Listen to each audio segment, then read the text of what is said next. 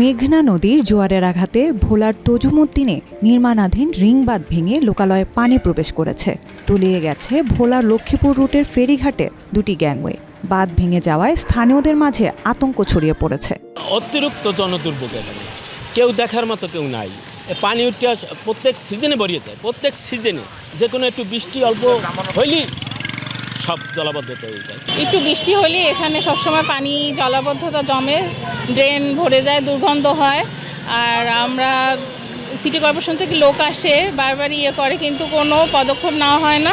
ভিতরে রাস্তাঘাটে যে ড্রেনগুলো পরিষ্কার করা হয় না, অলিতে গলিতে যে ড্রেনগুলো আছে ওইগুলো কোনোটা পরিষ্কার করা হয় না, যার ফলে এই সমস্যাগুলো বাড়তেছে।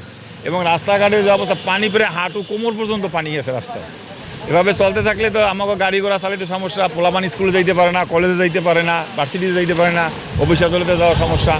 সাগরকুলের চর কুকরিমুকরি, ঢালচর সহ মেঘনা ও তেঁতুলিয়া নদীর মধ্যবর্তী চরাঞ্চলগুলো প্রায় 5 ফুট পানিতে প্লাবিত হওয়ায় চরম দুর্ভোগে পড়েছেন বাসিন্দারা।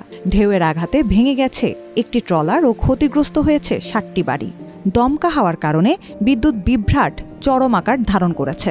বিদ্যুৎ অফিস সূত্র জানিয়েছে, ঝড়ো হওয়ার কারণে গাছ ভেঙে বিদ্যুতের লাইনে পড়ায় সংকট তৈরি হয়েছে। তবে দ্রুত সময় সেবা নিশ্চিতে কাজ চলছে। এদিকে বিদ্যুতের অভাবে বন্ধ হয়ে পড়েছে মোবাইল নেটওয়ার্ক সেবা। 29 মে বিকালে মেঘনার জোয়ার বিপদসীমার 132 সেন্টিমিটার উপর দিয়ে প্রবাহিত হয়েছে বলে জানায় পানি উন্নয়ন বোর্ড। নদীবন্দরসমূহে ঝড়ো আবহাওয়ার কারণে 2 নম্বর সতর্ক সংকেত চলতেছে। এই কারণে আমাদের নির্দেশনা আছে যে 65 ফিটের নিচে যেসব লঞ্চ আছে অভ্যন্তরীণ রুটে, বিশেষ করে একতলা লঞ্চগুলো, সেগুলো বন্ধ থাকবে পরবর্তী নির্দেশ না দেওয়া পর্যন্ত। দুর্যোগপূর্ণ আবহাওয়ার কারণে উপকূলীয় জেলা পটুয়াখালীর অভ্যন্তরীণ 17টি রুটে ছোট বড় সব লঞ্চ চলাচল বন্ধ ঘোষণা করেছে পটুয়াখালী নৌ বন্দর কর্তৃপক্ষ।